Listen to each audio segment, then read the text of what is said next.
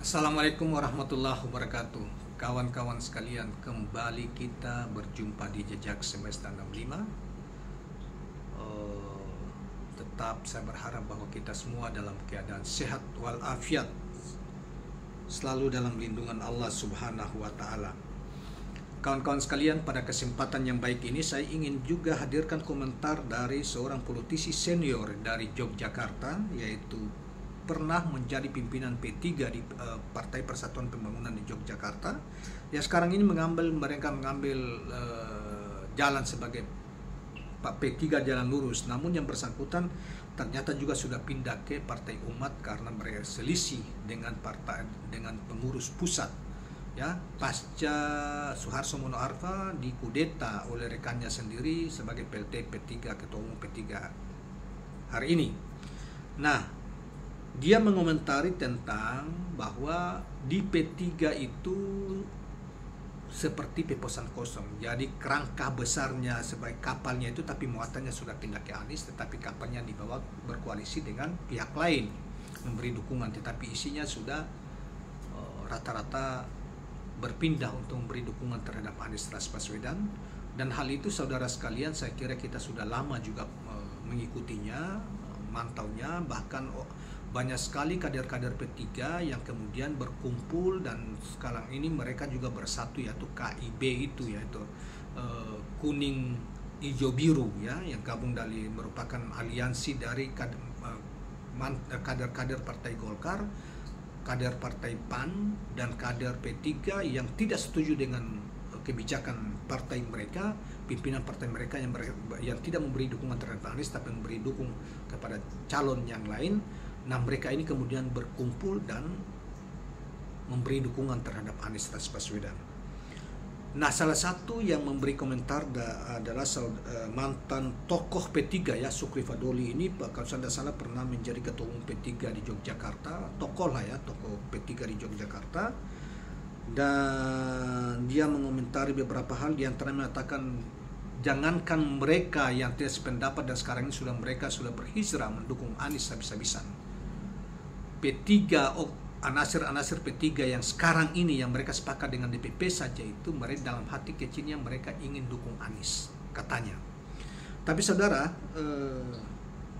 untuk lebih lengkapnya saya kira akan jauh lebih bagus kalau saya ingin bacakan sedikit berita yang dimuat di ABW News pada tanggal 1 Agustus 2023 ini.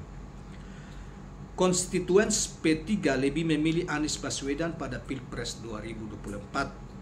Bukan rahasia umum lagi, bahkan jajaran struktur P3 yang masih setia dengan DPP saat ini, Dewan Pimpinan Pusat P3 saat ini, pun ternyata dalam hati kecilnya juga memilih bakal calon presiden koalisi perubahan untuk persatuan ini, atau perubahan untuk perbaikan ya. Ketua DPW P3 Hitah Daerah Istimewa Yogyakarta, Sukri Fadoli, mengatakan kondisi P3 yang rapuh ini sudah muncul sejak tahun 2019 yang lalu. P3 Hito merupakan organisasi berbasis akar rumput yang sudah jelas mendukung Anies Baswedan pada Pilpres 2024 yang akan datang. P3 Hito Daerah Istimewa Yogyakarta salah satu yang menginisiasi Forum Ka'bah Membangun atau FKM saat deklarasikan mendukung Anies Baswedan di Grand Pacific, Yogyakarta beberapa waktu yang lalu. Pengukuhan Badan Koordinasi Saksi Bakorsi Anies Baswedan ya, Provinsi DIY di Kota Yogyakarta Sabtu 29 Juli 2023. Mantan Wakil Wali Kota Yogyakarta ya, rupanya beliau ini adalah juga mantan Wakil Wali Kota ya, Yogyakarta, mengungkapkan jangankan akar rumput P3, kader P3 yang duduk di kepengurusan hari ini yang sepakat dengan kepimpinan P3 hari ini, dalam hati kecilnya pun mendukung Anies Baswedan. Hal itu berdasarkan hasil pembicaraannya dengan beberapa kader P3 di struktural yang tunduk dengan DPP hari ini. Saya anggap DPP itu DPP kepentingan. Kader-kader yang berada di garis DPP kepentingan pun tetap mendukung Anies Baswedan, katanya. Hati kecil saya mendukung Anies Baswedan, Pak Sukri, begitu kata kata kader P3 yang ada di struktur hari ini menyampaikan kepada Pak Sukri Fadoli. Pendiri Partai Umat ini mengungkapkan, jadi Sukri Fadoli kemudian ketika puas dengan ini keluar dan bergabung dengan Partai Umat sebagai salah satu pendiri Partai Umat yang dipimpin oleh anak menantunya Pak Amin Rais hari ini. Pendiri Partai Umat ini mengungkapkan kondisi tersebut menunjukkan bahwa kelompok P3 struktural ini pada hakikatnya hanya berkeinginan untuk menyelamatkan posisi agar P3 tetap punya jabatan dan kekuasaan di daerahnya masing-masing. Insya Allah mereka ini tetap akan berpihak kepada Mas Anies, katanya. Dewan Penasihat Badan Koordinasi Saksi Anies Baswedan DIY ini mengungkapkan ungkapan hati kecil kader P3.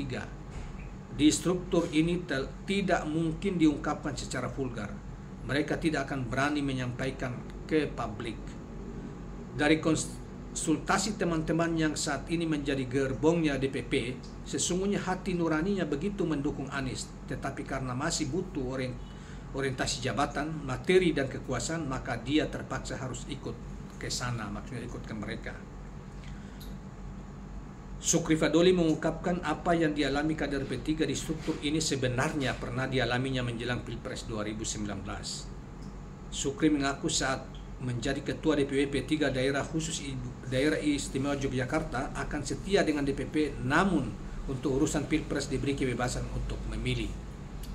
Ketika harus memilih, saya bilang ke DPP, saya akan bersama DPP rejim penguasa, tetapi dengan syarat kami diberikan hak untuk tidak memilih Jokowi pada Pilpres 2019. Itu awal-awal perpecahan P3 kan di situ, katanya. Dia mengatakan yang jelas P3 kita tetap loyal mendukung Anies Baswedan,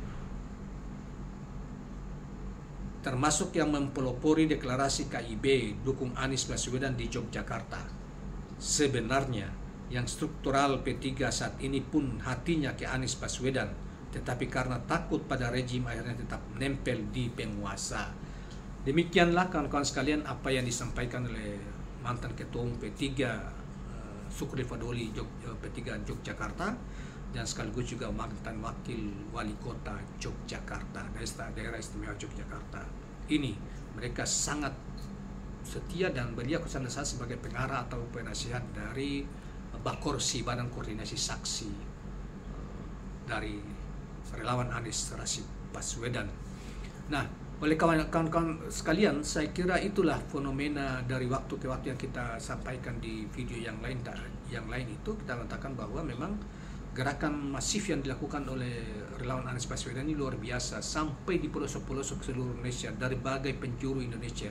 Dan sekali lagi mereka lebih banyak mandiri karena mereka inginkan adanya perubahan situasi berbangsa dan bernegara, dan mereka ingin hidup lebih sejahtera, lebih berkeadilan dan tidak diskriminatif. Itu mereka nyatakan figur yang bisa menjadi presiden akan datang untuk bisa mengusung DGD gagasan yang sudah dipraktekkan ketika beliau menjadi gubernur DKI. Itu adalah tidak ada lain adalah Anies Rashid Baswedan. Demikianlah kawan-kawan sekalian, jangan lupa subscribe, like, dan share channel ini. Assalamualaikum warahmatullahi wabarakatuh.